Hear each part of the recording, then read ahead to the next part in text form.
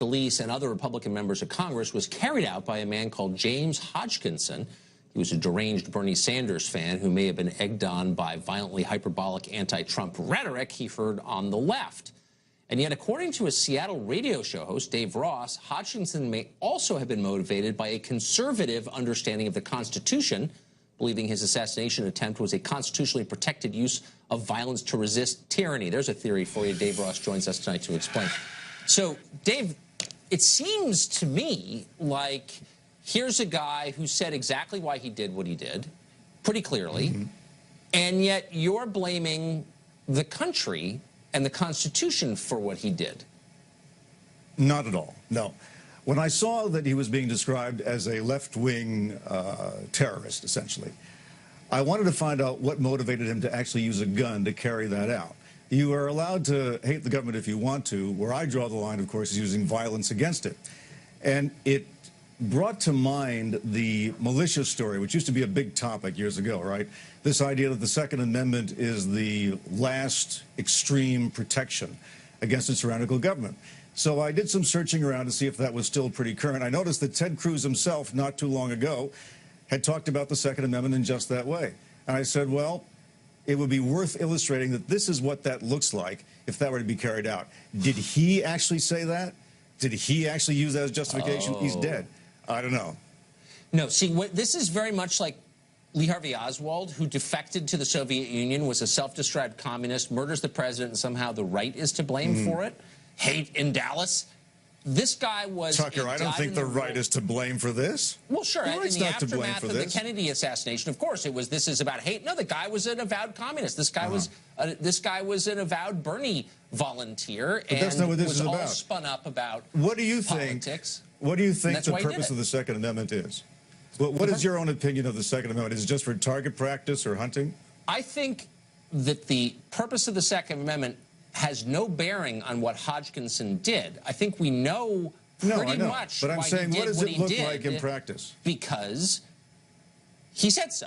That's why. And if you're suggesting that he believed he was overthrowing tyranny, I mean, the truth is, the Constitution says, you know, you need to take a judicious view of this. I mean, there was no tyranny. There is no tyranny at work that this guy was responding to. I mean, that's just silly. Well, yes, you feel that way. I feel that way. But how do you define tyranny? If you look in some of the darker corners of the internet, there are people who think we are under tyranny. They thought we were under tyranny when Barack Obama was president. I believe when you were on with Alex Jones last year, you referred to the Second Amendment as it's an extreme case, it's a last resort. You're blaming the Second Amendment for this. With this guy... No, I'm saying this is what...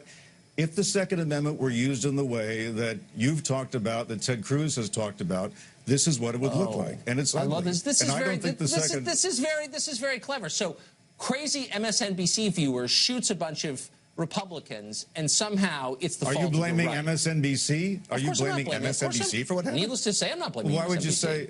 Why would you point out that aspect of his personality? I'm saying that this guy's politics were really clear, and they motivated him to act in the way he did.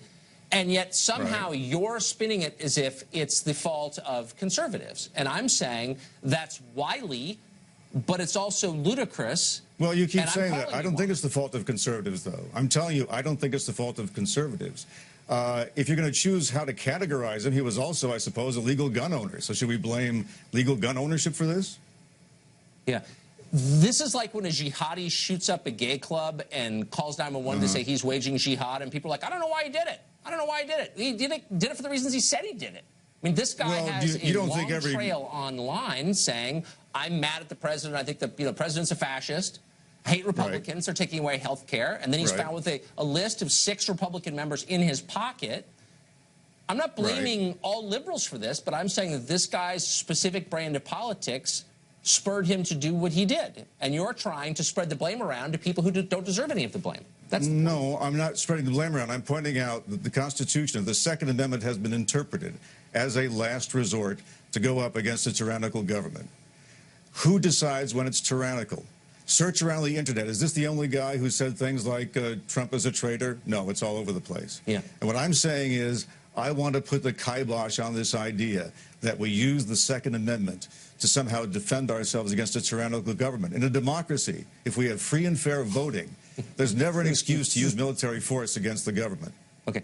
Nobody is making the case for violence against the government now. Good. Except a pretty small group of radicals on the left. That's what I see. I see it everywhere. People justifying the shooting of Steve Scalise. Wait, are you kidding? The professor last week at Trinity College in Hartford, Connecticut. Oh, they should have let him die, et cetera. So you're seeing this. An MSNBC host. Well, how should we feel? Steve Scalise was a conservative. I have mixed feelings about this. I mean, there are a number of people on the left, we've done it repeatedly on this show, have basically made excuses for violence. Well, good for you. There are no excuses for violence, right? Not in a democracy, no. Yeah. So I wouldn't say that this had anything to do with the Second Amendment, and I would bet you money that if Hodgkinson were alive to answer questions, his views on the Second Amendment would be the same as the views of most liberals, which is it's not real. It's the one part of the Bill of Rights I get to ignore. And so, like, you're trying to paint him as some sort of Second Amendment supporter when he seemed, to me, a garden variety liberal. Well, no. Maybe I just didn't use the proper language in my piece. But the idea is to point out that when people who call upon the Second Amendment as the last resort against a tyrannical government, when they say it is useful in this day and age in that way, this is what that would look like. Because when you talk about going up against the government... It's not what this would look like, because there is no... Well, of course not, because Steve Scalise was not, a despot trying to control the life of Hodgkinson. I mean, that's absurd.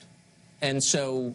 Well, nice yes. try. I mean, I agree going up against your leaders is absurd, but I'm telling you, and I think you know this, that you will find plenty of sites on the internet that believe in that interpretation of the Second Amendment. Yeah, it's the conservatives' fault. I got it, Dave. Pretty nice try. No.